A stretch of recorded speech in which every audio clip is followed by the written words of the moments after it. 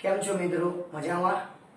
તો આજે આપણે કુલંબના નિયમનો ઉપયોગ કરીને આપેલા ઘણા વિદ્યુતભારોને કારણે કોઈક એક વિદ્યુતભાર ઉપર લાગતા બળનું મૂલ્ય અને દિશા શોધવાનો આપણે એક દાખલો જોઈશું. તો ધારો કે આપણો દાખલો આ રીતનો છે કે ધારો કે L લંબાઈના એક સમબાજુ ત્રિકોણના દરેકે દરેક શિરોબિંદુ ઉપર Q જેટલો વિદ્યુતભાર ધરાવતો સમાન વિદ્યુતભાર રહેલો છે. ફરીથી ત્રિકોણની દરેક બાજુની લંબાઈ કેટલી છે? L લંબાઈનો એક સમબાજુ ત્રિકોણ આપેલો છે. એના ત્રણેય શિરોબિંદુ ઉપર કેટલો વિદ્યુતભાર રહેલો છે? સ્મોલ q જેટલો વિદ્યુતભાર રહેલો છે. આ સ્મોલ q વિદ્યુતભારને કારણે એ ત્રિકોણના મધ્ય કેન્દ્ર ઉપર રહેલા કેપિટલ Q વિદ્યુતભાર ઉપર લાગતું આપણે બળ શોધવું છે. ક્લિયર? શિરોબિંદુ ઉપર સ્મોલ q અને ત્રિકોણના મધ્ય કેન્દ્ર પર કેપિટલ Q, તો કે આની ઉપર લાગતું બળ કેટલું હશે એ બળ લાવવાનું છે આપણે. તો શરૂઆત કરીશું આપણે આકૃતિ દોરવાથી.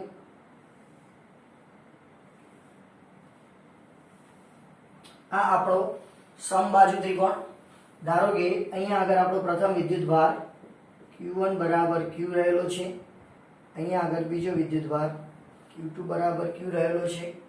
અહીંયા આગળ ત્રીજો વિદ્યુતભાર Q3 બરાબર Q રહેલો છે. અને દરેક બાજુની લંબાઈ છે L જેટલી.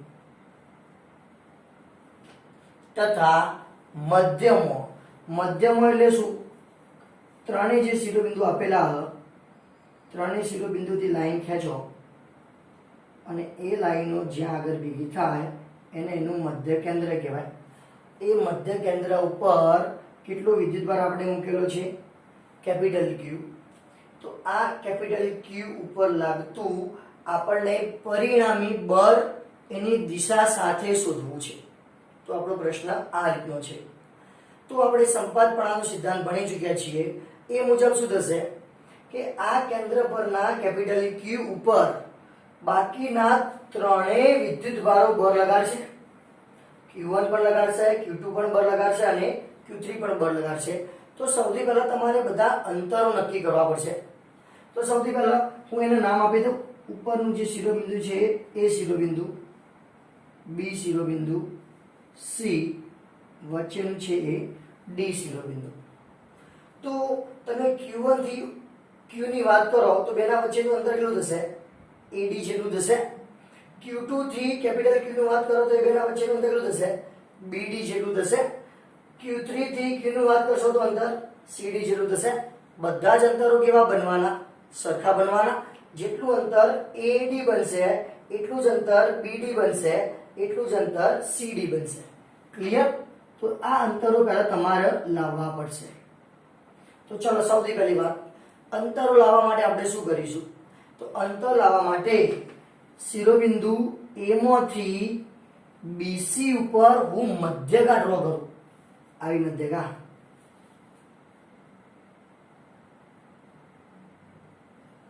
અથવા આવું કહી શકાય આપણે કે બિંદુ A માંથી AE, જે AE ડ્રો કર્યો એ કને લંબ ડ્રો કર્યો?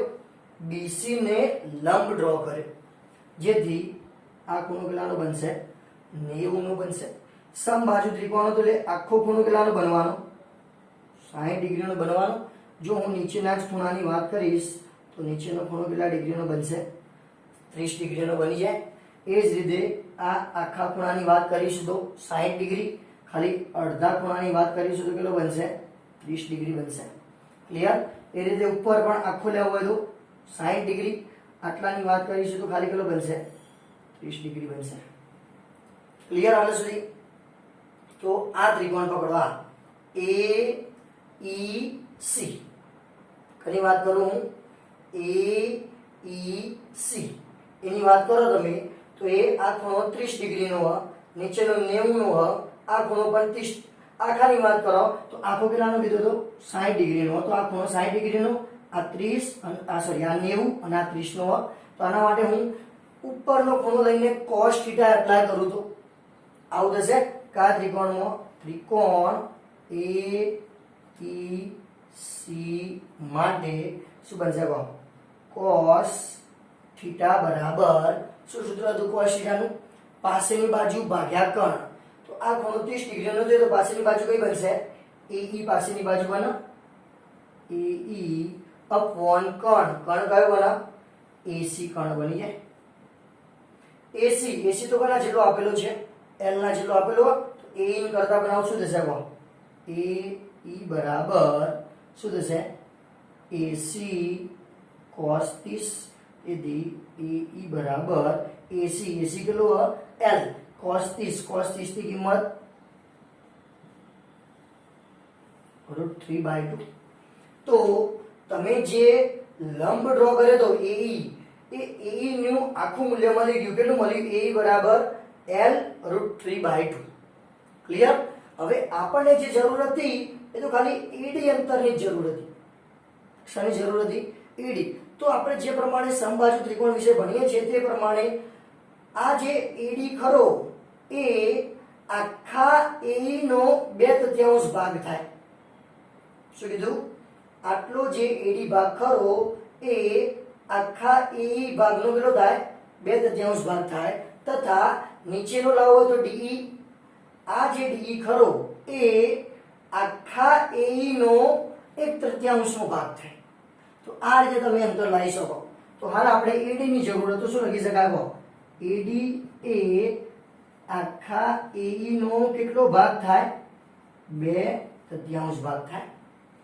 AE તો તમે ઉપર લાયા હતા એને મૂલ્ય અહીંયા આગળ મૂકી દો શું મળશે કહો AD બરાબર 2/3 AE ની જગ્યાએ શું લાયા હતા L √3/2 2 કટ અહીંયા 3 કટ થશે તો શું મળશે કહો AD બરાબર L/√3 ક્લિયર જે અંતર AD જોતું તો એ કેટલું આવ્યું L/√3 એટલું ને એટલું અંતર સેમ ટુ સેમ કયું બને BD બને એટલું ને એટલું અંતર કયું બને CD બને તો બધા અંતરો સરખા થાય હવે લખી શકાય AD બરાબર BD બરાબર CD બરાબર L/√3 બનતું જોવા મળશે ચલો ઓકે આટલા સુધી કોઈ ડિફિકલ્ટી હોય તો કહેજો આ તો ખાલી આપણે બધા જ વિદ્યુતભારોનું જે વિદ્યુતભારો રહેલા છે એનું કેન્દ્રથી અંતર લાયા તમે Q1 નું કેન્દ્રથી અંતર કહો તો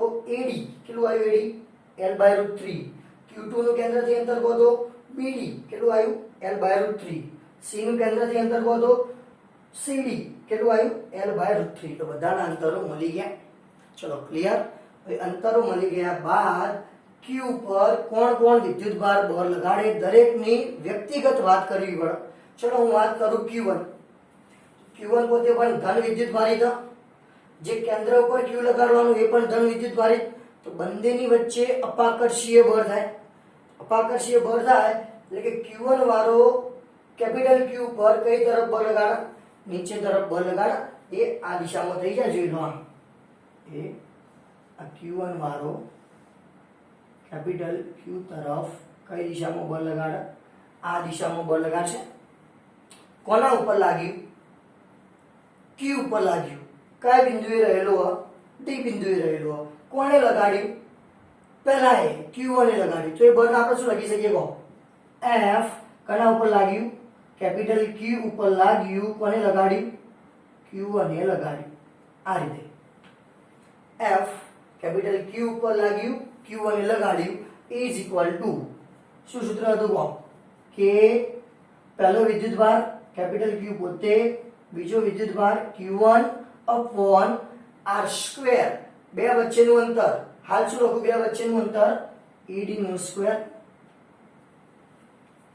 ક્લિયર કઈ દિશામાં ગયું નીચે તરફ બળ લાગી જો આ Q1 હતું આ કેપિટલ Q હતું કઈ દિશામાં લાગ્યું નીચે જો નીચે તરફની દિશા લખવી હોય તો કયા એકમ સદિશથી દર્શાવતા હતા આપણે -j કેરેટથી દર્શાવતા હતા તો આ તમારા Q1 ને લીધે Q ઉપર લાગતું બળ નીચે તરફનું આવ્યું ક્લિયર હજી AD² અંતર AD² કેટલું લાગે તમે L/√3 મૂકી દો અહીંયા આગળ શું થશે L2/3 3 ઉપર જતા રહેશે તો શું મળશે ફાઇનલી કહો સદિશ F capital Q small q1 is equal two 3 k q1 કેટલો વિદ્યુતભાર q1 તો q જેટલું જ આપેલું આપણને upon L2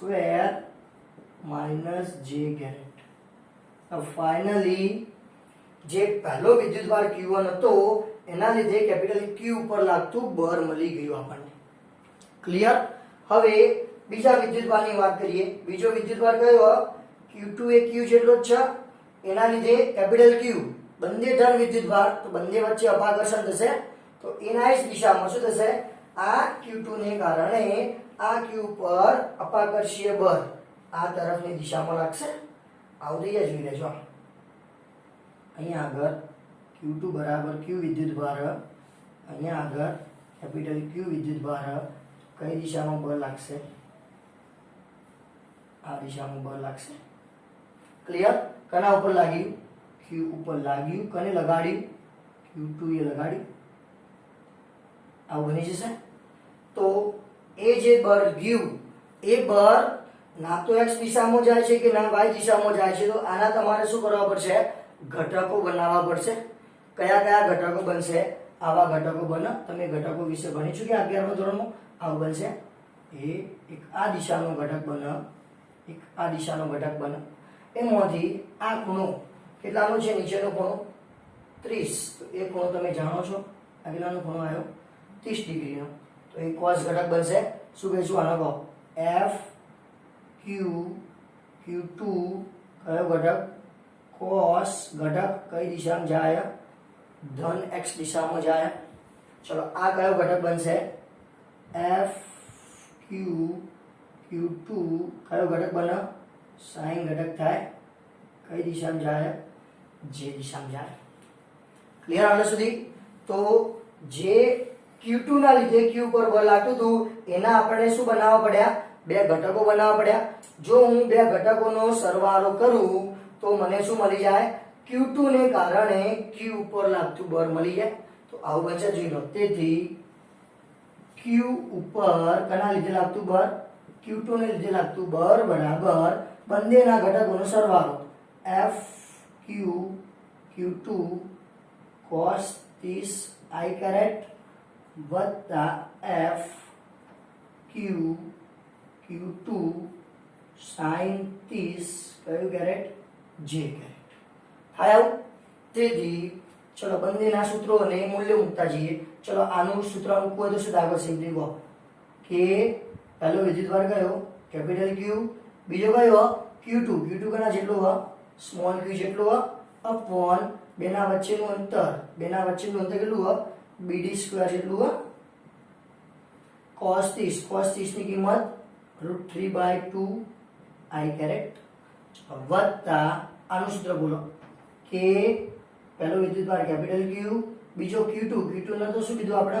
Q અપોન ફરીથી અંતર BD નો સ્ક્વેર sin 30 ની કિંમત 1/2 j કેરેટ. ક્લિયર? શું હશે? Finally is equal two BD. BD ની જગ્યાએ તમે શું લખી શકો? L/√3 મૂકી દો અહીંયા આગળ. શું વધશે? આવું થશે જોઈ લો. તેથી √3 નો વર્ગ ઉપર શું રહે? તો 3k capital Q small q √3i upon ખાલી જસ્ટ શું વધીની છે? L². બરાબર ને? BD ની કિંમત L/√3 મૂકો તો 3 ઉપર જતા રહે. ચલો પ્લસ એનું અહીંયા આગળ શું વધશે? k capital Q small q BD ની જગ્યાએ L/√3 તો L² 3 ઉપર 1/2 એવા ને એવા કયો કેરેટ? j caret. તો આ Q2 ને લીધે કેપિટલ Q ઉપર લાગતું બળ આવી ગયું. શું કહેવાય? સદિશ F કેપિટલ Q ઉપર Q2 ને લીધે લાગતું બળ આવી ગયું, જેને આપણે સમીકરણ નંબર 2 કહીશું. ક્લિયર? ઓકે, કમ્પ્લીટ આના સુધી? તો જોઈ લો શું કર્યું. ફરીથી હજી થોડું રિમૂવ કરવું પડશે. ચલો અહીંયા આગળ આવતા રહો. નેક્સ્ટ ત્રીજા માટે શું થશે? હવે ત્રીજાની વાત કરવાના જ રીતે ત્રીજો વિદ્યુતભાર અહીંયા આગળ એના લીધે કેન્દ્રવાળા વિદ્યુતભાર ઉપર કઈ બાજુ બળ લાગશે? ઉપર તરફ બળ લાગશે. આ બાજુ અપાકર છીએ. એની વાત કરું તો શું થશે? આવું થશે, જોઈ લેજો. તેથી અહીંયા આગળ Q3 બરાબર Q હ, અહીંયા આગળ કેપિટલ Q હ. કઈ દિશામાં બળ લાગે? આ દિશામાં બળ લાગે. F કના પર લાગ્યું? કેપિટલ Q પર લાગ્યું. અને લગાડી Q3 એ લગાડી. ચલો ઓકે. આ પણ જુઓ, નથી x દિશામાં કે નથી y દિશામાં, એના પણ ઘટકો કરવા પડશે. કેવા ઘટકો બનશે એના? એક આ ઘટક બનશે, એક આ ઘટક બનશે. એમાં ડાબી બાજુનો ખૂણો આપેલો હોય, કેટલો આપેલો હોય? 30 ડિગ્રીનો ખૂણો આપેલો હોય. તો એ 30 ડિગ્રીનો ખૂણો અહીંયા આગળ બનાવી દઉં તો શું થઈ જાય? આ f, તો જો એક અહીંયા આગળ આ √3/2 હતા એટલે √3 લખી દઉં, પણ 2 મિસ્ટેક થી રહી ગયા એટલે 2 આરે અંદર લખી દીધા અહીંયા આગળ. બરોબર? ચલો અહીંયા આગળ આવી જાઓ. જે બળ F Q3 હતો એ ડાબી સાઈડ 30 નો ખૂણો બનાવતો, તો તમારો cos દિશાનો ઘટક થાય. કઈ દિશામાં ગયો? ઋણ x દિશામાં. તો એનો એકમ સદિશ શું આવશે? -i કેરેટ આવશે. બીજો ઘટક કયો બનશે? F Q3 sin 30 કઈ દિશામાં જાય? ધન y દિશામાં જાય. એટલે એનો એકમ સદિશ શું આવશે? j કેરેટ આવશે. તો આ બે ઘટકોનો સરવાળો કરું તો મને કયું બળ મળી જશે? Q3 ને કારણે Q ઉપર લાગતું બળ મળી જશે. તો એ આવું બનશે. તેથી Q ઉપર Q3 ને લીધે લાગતું બળ બરાબર બંને ઘટકોનો સરવાળો. શું હતું? F Q3 cos 30 i caret. i કેવો હતો? માઈનસ. માઈનસ ને સીધું ક્યાં લખી દઉં? આગળ લખી દઉં.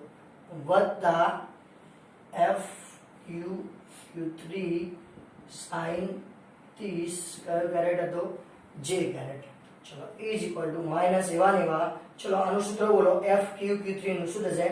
K Q, બીજો વિદ્યુતભાર Q3 કેના જેટલો હતો? Q અપોન કેપિટલ Q અને Q3 વચ્ચેનું અંતર. Q3 અને કેપિટલ Q વચ્ચેનું અંતર શું હોય? CD.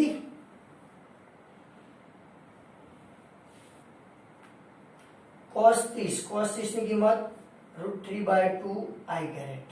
ચલો પ્લસ એના જ વસ્તુ ફરીથી K capital Q small q upon અંતર CD નો સ્ક્વેર sin 30 ની કિંમત 1/2 j કેરેટ. હવે જે CD દેખાય નીચે, CD જગ્યાએ શું મૂકી દઉં? L/√3 મૂકી દઉં. શું મળશે? -k q અહીંયા L/√3 મૂકશો એટલે 3 ક્યાં જશે? ઉપર અપોન L². હજી શું વધી ગયો? √3/2 i કેરેટ. ચલો પ્લસ હજી અહીંયા CD ની જગ્યાએ L/√3 મૂકી દો તો શું મળશે? 3k q small q upon L² કૌંસમાં શું વધ્યું? 1/2 j કેરેટ. તો આ ફાઇનલી કેપિટલ Q ઉપર Q3 ને લીધે લાગતું બળ આવી ગયું. ક્લિયર?